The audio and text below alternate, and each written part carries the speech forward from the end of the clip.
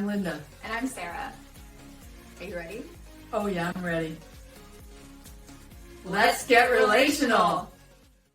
Hi, and welcome back to another episode of Let's Get Relational. Today, we are talking about, the title of the episode is Give Me Strength. Which is everything we talk about is important, but this is something that I feel like kind of hits close to home in a lot of ways, of finding your own inner strength, finding your own inner confidence, your inner mojo, your inner power source, your inner goddess, whatever you want to call it, whatever you connect with is all good. We're going to connect with that bright, powerful, super connected, like we can do anything part of us, individually. Like that's going to be your own thing that you have, your own little relationship with the inner part of you. But the thing is, we want to bring this up again. We've talked about confidence and courage before in a previous episode of season 1, but we want to bring it up again because it's that important. And we find that a lot of people in our lives could, and even ourselves, could use some work on our inner strength, because it ties so closely into trusting other people, trusting what you want, asking for what you want, building the life that you really want, because that takes courage. So much of what we do is unconscious, right?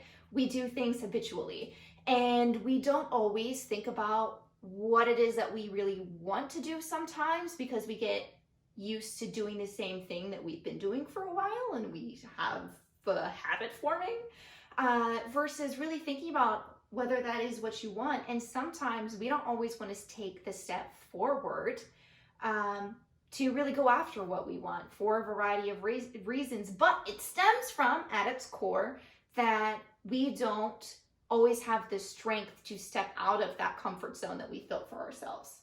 Yeah, and to even know what you want. And I think that's one of the biggest things, is to become very conscious. And we're going to be talking about this a lot, because part of building an extraordinary life is about being very conscious about who you are and what you want, how you impact the world, how you allow the world to impact you. And it's a really integral part to figure out where that source of inner strength is and how to nurture it and build on it. And I gotta say, this last 14, 15 months of this pandemic has really kicked my butt. And places where I felt confident, places where I felt powerful, all got really challenged. And part of that was I had built a pretty elaborate network of people and kinds of supportive activities that helped me feel really good and that helped nurture that inner strength and that powerful source inside of me. And for me, a lot of it is about my spiritual relationship that fuels that inner source. But I used other kinds of modalities to help with that. And all of those left me during the pandemic. Being around certain kinds of people, certain kinds of practices, they all had to shift, and not all of them were as effective as the ones I had put in place before. So where before I was feeling really connected to source and really connected to a certain kind of community of other people who were very strong, powerful beings, I could be connected to them, but it was going to be online or on the phone or something like that. And for me, that just wasn't as powerful, and it wasn't really what I was needing. And so for me, there's been a lot of work this past year on finding that inner strength again. And at least in our situation, we've either had hardly anyone to be around or a very small group of people to be around. And so it's a sense of being able to know what you can depend on that community for, and what you have to find a new way to generate that strength and support inside of you. Because in order to build the life you want and to be more courageous and to have more confidence and be more powerful in your life, you've got to find those places that just lift you up and help you see what a beautiful being you are and how valuable you are just the way you are, and that you're worthy of anything you want. Yeah.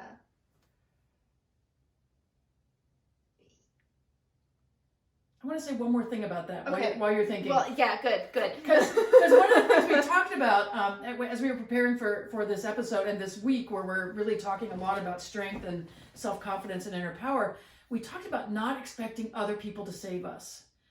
And I think that's one of the things we really need to touch on today is, have you invested all of your energy into a particular person, whether it's your romantic relationship or your parental relationship, your child relationship? Do you have everything invested in that person being your one? And how is that doing for you? Is that really working? Because a lot of us are not at optimum capacity for giving. I've had to ask for a lot of forgiveness this year of not returning phone calls, not returning texts, and not showing up the way I usually show up. And I acknowledge it, and I have been looking at who I really feel good showing up with and who I feel good in a mutual supportive relationship kind of way. And so I don't look at other people saving me at all. I look at certain people to support and nurture me and lift me up and to have a higher expectation of me. And that has not always come easily this year, just because a lot of people are kind of far-flung and all of that. So I really want you to take a minute and just think about where you're trying to put all of your needs getting met into one person or one experience, and where you might be able to spread that around a little bit and give and take, receive in some other relationships you hadn't really thought about. Yeah, and I think it's also good to look at where you're depending on other people to be your strength along with that. It's not always getting your emotional needs met or something like that, but it's, where are you looking for all of your support in your life? If you need advice, if you need a hug, if you need to go cry on someone's shoulder, like, who are you going to? Is it one person? Are you depending on one person to handle like all of you all the time? Because there's a difference between it just makes me think of redwood trees. I know, we're like, why would you think of redwood trees, Sarah? I will explain. So redwoods, they grow incredibly tall, and they can live for, they've been around, some of them have like centuries to 1,000 years, which is just bonkers to me that a tree has been around for that long. But the unique thing about them is that their roots don't go very deep, that their roots spread out and connect with all of the trees around them. So they're all receiving support and also giving support. And that's why they tend to cluster together in a way that's different than other trees. So it's thinking about that's a support network. So do you have a support network of people that you can depend on for different things? If you need, even if it's just you want company going to the grocery store, are there people that you can ask for that? Are there people that you can ask to come have dinner or lunch with you or something? Are there people that you can go watch a funny movie with her or something like that? Where are you leaning too much on one person to the point where if they were a rock, you climbed on top of them and you're just sitting there like, carry me into the sunset, versus, leaning on the rock for support. Because when you're leaning on or climbing to the top of a rock, very interesting metaphor, but when you're basically using someone as your flotation device, you're not allowing them a lot of breathing room, and you're not allowing yourself to trust yourself in that way. You're not allowing yourself to develop the inner strength muscle, because it is just a muscle. You have to work at it with small baby steps to really build it up so you can be able to support yourself in certain situations. Now, I'm not saying you want to be utterly 100% self-sufficient where you never ask anybody for help. That's not what we're trying to go for here. But having the ability to be able to support yourself and know when you need someone to lean on, but still be able to handle yourself when you need to. So you're not constantly looking for other people to take care of all of your emotional needs. You can do that yourself. Well, and creating that community, I think we've talked about that a lot, and it's funny, I was thinking as you were talking about that you are totally into the nerdy things, and I join you in some of those nerdy Yes. things. But there's some nerdy things my eyes just kind of glaze over when she wants to talk about them because I have no idea what she's talking about, and honestly, no interest. I love her; she knows that, and there's a lot we share, but no interest. And similarly to me, there are things that I'm really interested in that she doesn't have any interest in. So we don't try to share those things. We don't try to be that person for each other in those things. You know, I have a variety of TV shows that I really, really enjoy, and I'll share like a piece of it with her and say, oh, there was this really intense episode, and I was crying because it made me feel about this and all that. But if I really want to geek out about that TV show with somebody else, it's not her, because she doesn't watch it, she doesn't care about it, but she does care about my experience of it. And so we find the ways to connect on those things, but we don't expect each other to be everything to each other. Much healthier. There are people who have relationships, whether it's parent-child or friends or romantic relationships, where they want that other person to be everything to them. And that's incredibly dangerous. And it's really, it keeps you much smaller than you have the capacity to be. And it keeps the other person smaller than they have the capacity to be. If they have to be your everything, they don't have room to spread out to be more of who they are. And so you really want to look at, are you robbing somebody of their chance to be a more expansive person by you needing so much from them? Or are you robbing yourself of the ability to really flex that muscle and really build it? And we were talking about the things that we've done that were super hard for us. And one of the things has been traveling alone. Yeah. We've each traveled alone. And I think, obviously I'm older, so I've traveled more alone. But I did something recently where I traveled alone, and I was surprised that my muscle was a little bit weak for traveling alone. And I can usually talk her into going to someplace with me, but this time she just really didn't want to go. And I did this really hard hike into the Slot Canyon, and I realized that I was glad that I picked a day that there were a lot of people there, so that if anything happened, I'd be okay. But that there were certain things that I really liked flexing that muscle about, but maybe that there were certain things maybe I shouldn't do alone, or take some other kind of safety precautions. So it's really made me think about it and about how quickly that muscle gets weak. And so, you know, and there's a lot you haven't done about traveling alone for a while, but you know, you did it when you were what, 20? I was 20. Yeah. And I don't know if you want to say anything about what that was like for you. That was incredibly challenging for you. Yeah, it was during my semester abroad, so it was fall semester of my junior year. And I lived in Austria, Salzburg specifically, for 4 months. And one of the breaks that we had, they basically locked, quote unquote, locked the place that all of the students were living in. And were like, yeah, you can't stay here. You need to go out. They were like, they literally kicked us out, basically in a very loving way. But we're like, get your booty out into the world. So we did. I chose places that were all English speaking. I went to Scotland and Ireland. And it was a really interesting experience because I talked to someone who I had known in college, who was like a resident assistant, basically. That's not what we called them, but basically an RA. And he was like, oh, I know a couple of people in Ireland that I can like set you up with to show you around. I was like, oh, that'd be really cool. So leading up to that, it was just a really interesting experience of realizing, of just getting, I had to be very comfortable with being alone very quickly in like going to eat by myself. And that was one of your first experiences of actually going to a restaurant and eating by yourself. Yeah, that was. And that was so weird. And I was like, you know, this is okay. I can do this. Like, this isn't terrible. And I met up with a friend I had known in high school in like England, and saw the Phantom of the Opera in like the actual theater it was first performed in.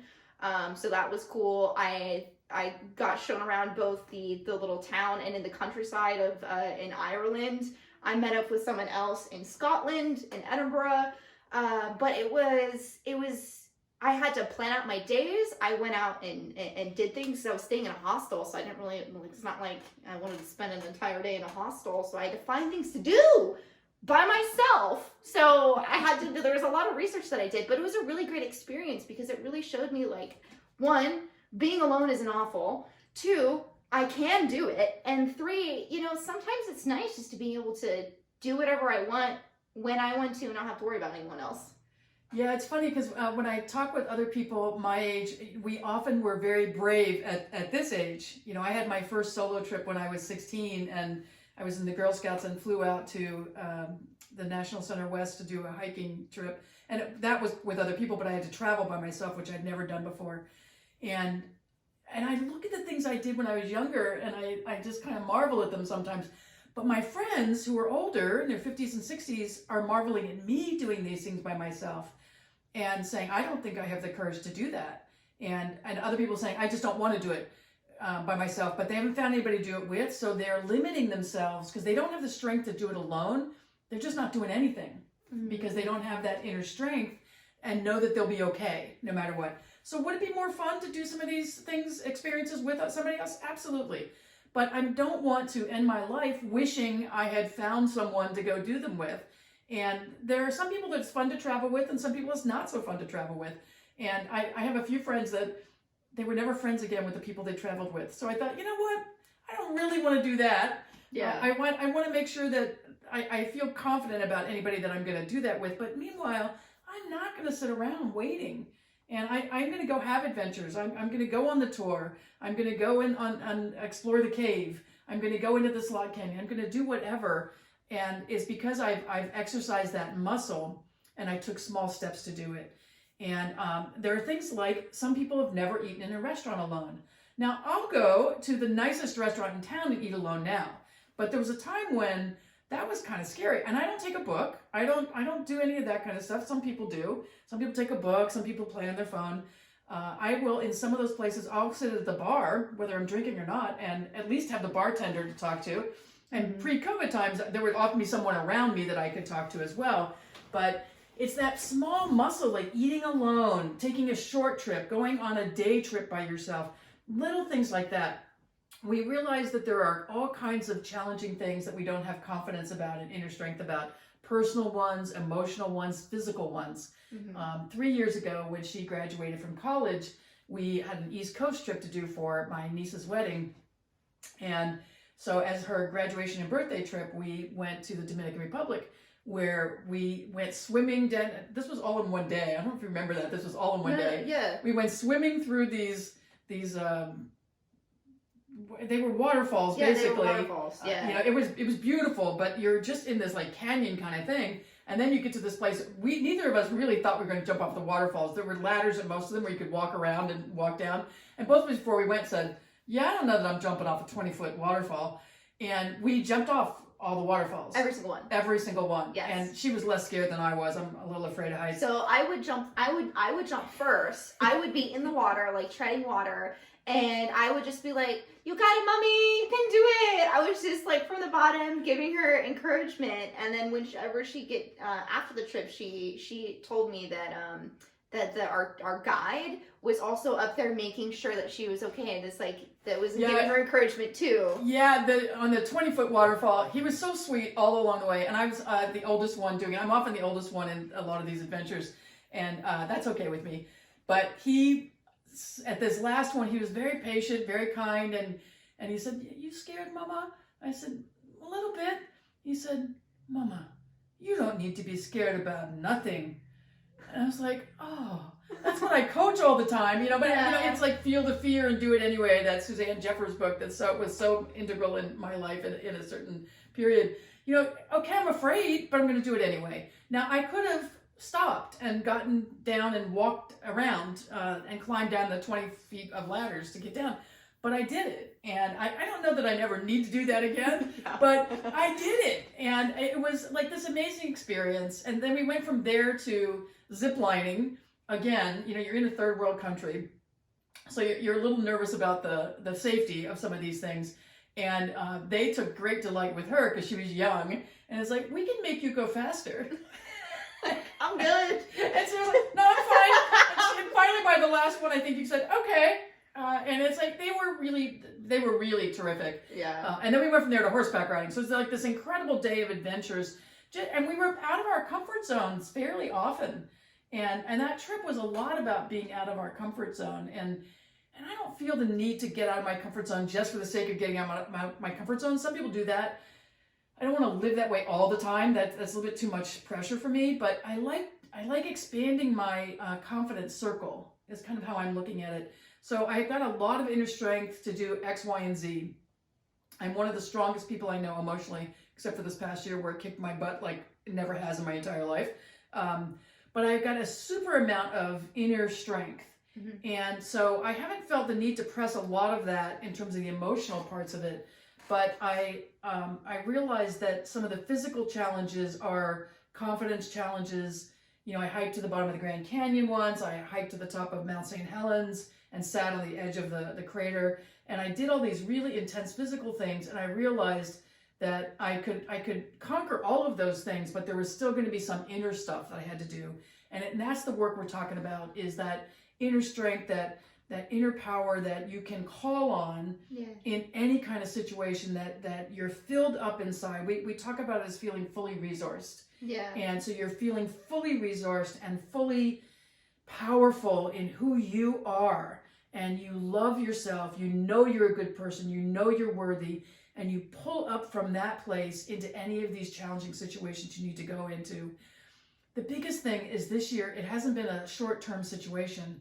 It's gone on and on and on. And it wears on you. And it's been so depleting. It wears on you that you have to consistently draw on that source of power every day to do normal things that, you know, and it's just, it's been a wild ride.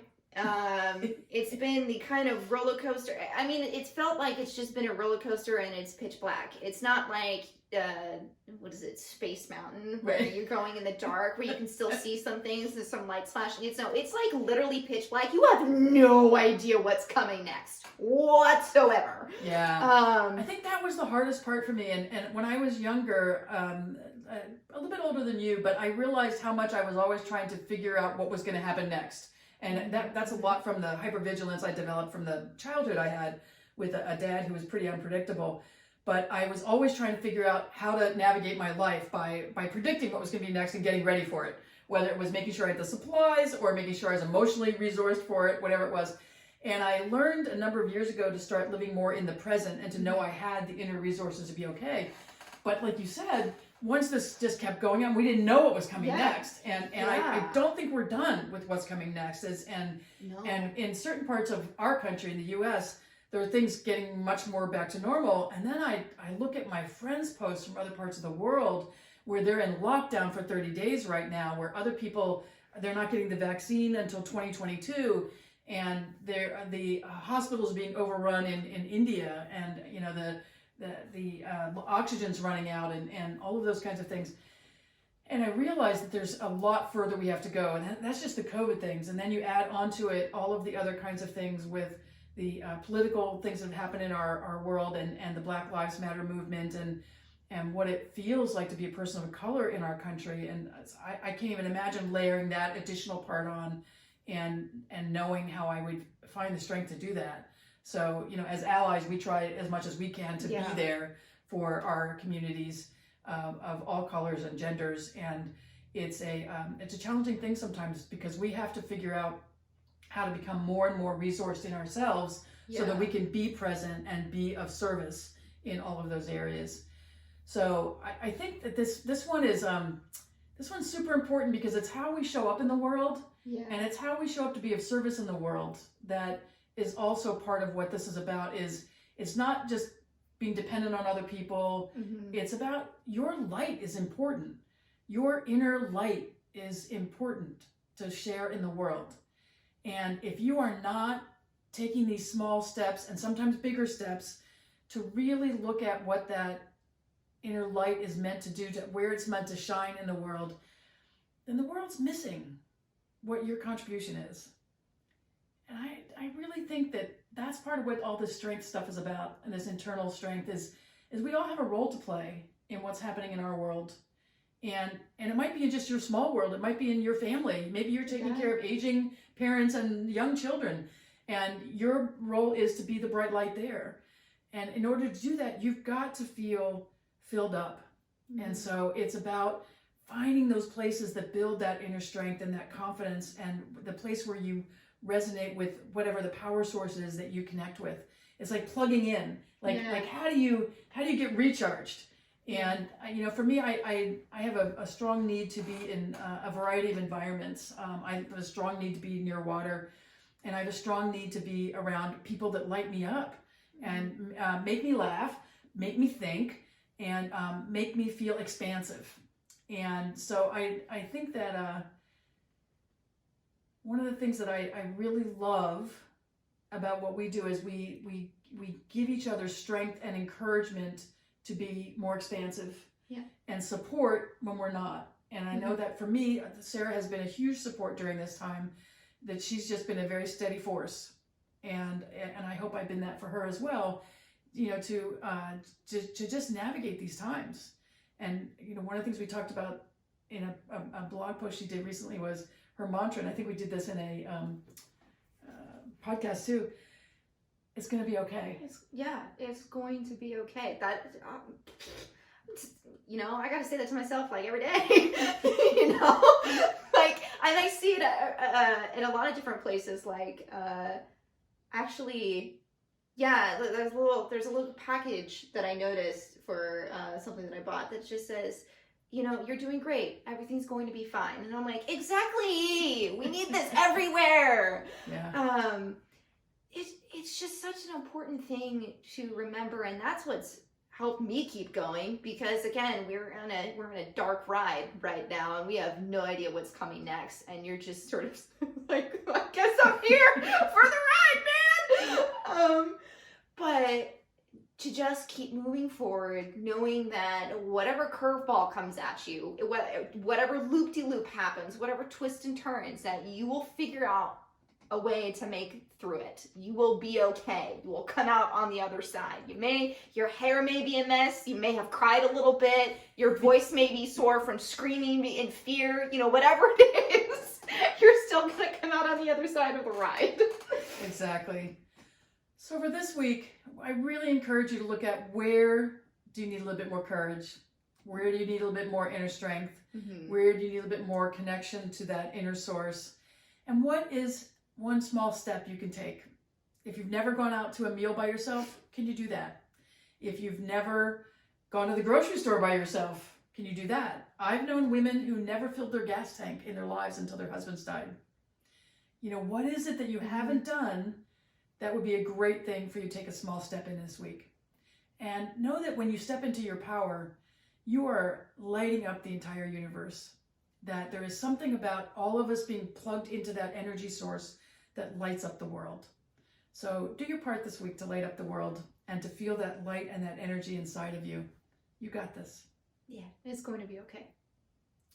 And we love you. Mwah.